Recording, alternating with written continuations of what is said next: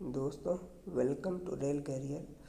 दोस्तों, आज का जो हमारा वीडियो है उन छात्रों के लिए है जो रेलवे ग्रुप डी की तैयारी कर रहे हैं।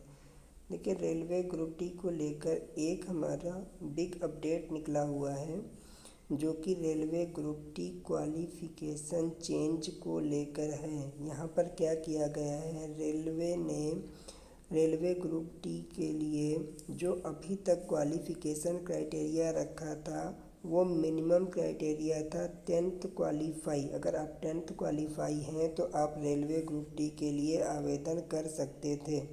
लेकिन यहाँ पर रेलवे ने क्या किया है, अभी एक रेलवे जोन की तरफ से एक नोटिफिकेशन निकाला गया है जिसमें नोटिफिकेशन में कहा गया है कि अगर आप रेलवे ग्रुप डी की जॉब करना चाहते हैं तो आपको रेलवे ग्रुप डी जॉब के लिए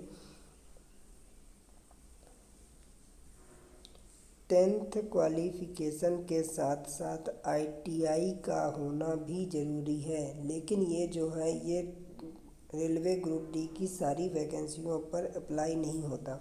यहाँ पर कुल मिलाकर 5 पोस्ट ऐसी डिसाइड की गई हैं जिनमें अगर आप सिलेक्शन पाना चाहते हैं तो आपको 10th के साथ साथ ITI होना भी ज़रूरी है। तो चलिए पूरा नोटिफिकेशन देख लेते हैं। नोटिफिकेशन क्या है, यहाँ पर देखिए, नॉर्थ वेस्टर्न रेलवे की तरफ से एक नोटिफिकेशन निकाला गया है जो कि हमारा 28/6/24 को निकाला गया है। इस नोटिफिकेशन में क्या है कि आपको स्काउट कोटा के थ्रू आवेदन मांगे गए हैं, जिसमें से टोटल 10 पोस्ट के लिए आवेदन मांगे गए हैं। इन 10 पोस्ट में टोटल 8 पोस्ट जो हैं वो रेलवे ग्रुप डी की हैं और 2 पोस्ट हमारा NTPC के थ्रू लेवल 2 की हैं।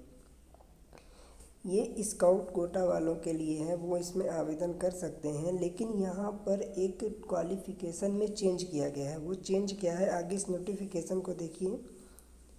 यहाँ पर आपका ये पोस्ट डिटेल है, आप पोस्ट डिटेल देख लीजिएगा। नेक्स्ट हम बात करते हैं क्वालिफ़िकेशन की। देखिए, मिनिमम एजुकेशनल क्वालिफ़िकेशन, यहाँ पर मिनिमम एजुकेशनल क्वालिफ़िकेशन की बात की गई है। जो लेवल 2 का क्वालिफ़िकेशन है वो आप यहाँ पर देख सकते हैं, बट यहाँ पर हम लेवल 1 की क्वालिफ़िकेशन की बात कर रहे हैं। देखिए, लेवल 1 में क्वालिफ़िकेशन को 2 पार्ट में डिवाइड किया गया है। फर्स्ट पार्ट में वो वैकेंसी हैं जिनमें ITI मांगा गया है।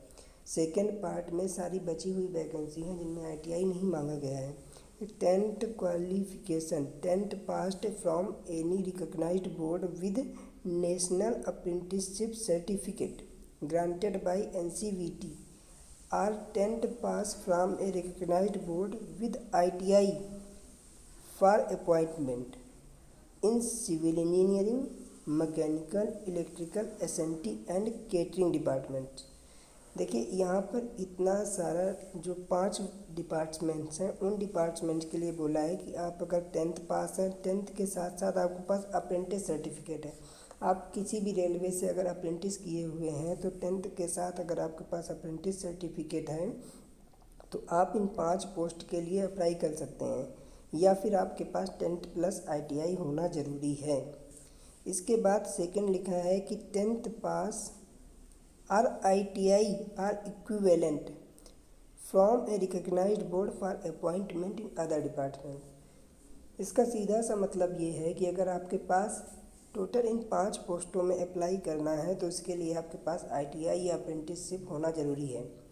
इसके बाद जितनी भी पोस्ट बचती हैं, जैसे पॉइंट्समैन हो गया, आपका ऑफिस अटेंडेंट हो गया, हॉस्पिटल अटेंडेंट हो गया, पोर्टर हो गया, इतनी सारी जो वैकेंसी और कई सारी बचती हैं, उन सब में अगर आपको अपॉइंटमेंट पाना है तो आपको ITI की ज़रूरत नहीं है।